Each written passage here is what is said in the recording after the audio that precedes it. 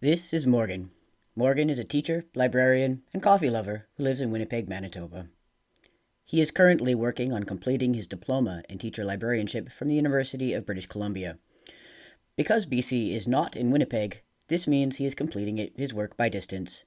For the most part, this has been okay. Thank goodness for the internet.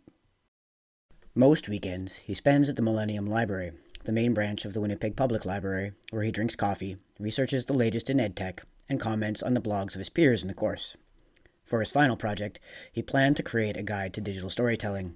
His goal was to spend time at the library storyboarding out his how-to video and compiling resources for the Digital Teacher's Guide. And things are looking good. He's even a week or so ahead of schedule. Spring is almost sprung. Winnipeg is waking from its frigid slumber. But then it happens. The world changes. COVID-19 strikes. The library closes. Schools suspend. Morgan, like many around the world, is stuck at home. He starts supporting students and staff from a distance. It is challenging. But Morgan also has to learn how to complete coursework from home. He struggles and reads books instead. He goes for walks. He stares at his dogs and cats as they do cute things. But he sort of starts thinking about things. He even takes some pictures and videos. And that's when he realizes it. He's already working through the steps of digital storytelling, although he wasn't doing it consciously. Step 1 is to come up with a point to be made.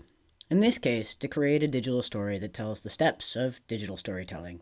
Often at school, we provide these for students, but the best learning often happens when we make our own purpose. The next step is to get the information and knowledge that you need to even start telling your story.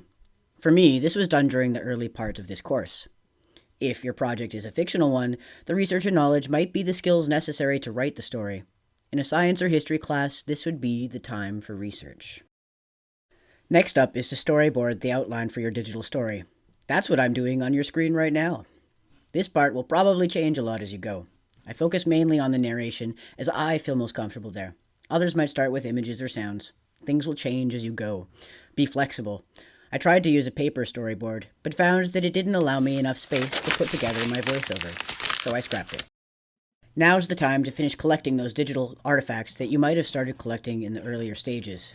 You might get distracted and pet your cat, but then film it and decide that you can work it into your storyboard later on. With the first draft of your storyboard done, you'll have a basic understanding of what you need. This could involve finding images, finding music and sound effects, or recording audio snippets and video.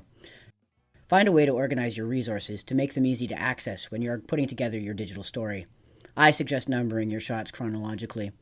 With this material collected, it becomes possible to move on to your next step. Once you've got the majority of your media collected, it's time to fine-tune your narration. The script and outline will need to be flexible, depending on the media formats you are combining. Cut and add from your narration as necessary, or cut and add to your other resources. Make sure to remember that you need to go back into your narrative script and add that you got distracted by cats, but then just wrote it into your script. Genius. Using whatever software matches the needs of your project, assemble the media you have collected using your storyboard to guide you. I find that it's easier to work chronologically from the beginning of the project till the end, but like writing an essay, you might want to leave the start and finish for the end. Depending on the complexity of your project, this might involve one app or multiple. And finally, put your project out there so that your stories can be heard by the world. This can be as broad or as limited as you like. Thanks to the wonders of the internet, we have the power to share our stories with people we might otherwise never get the opportunity to meet. Twitter, YouTube, and blogs are great platforms for sharing digital stories. And now, you are done! Be sure to go out and celebrate with friends and hug random people.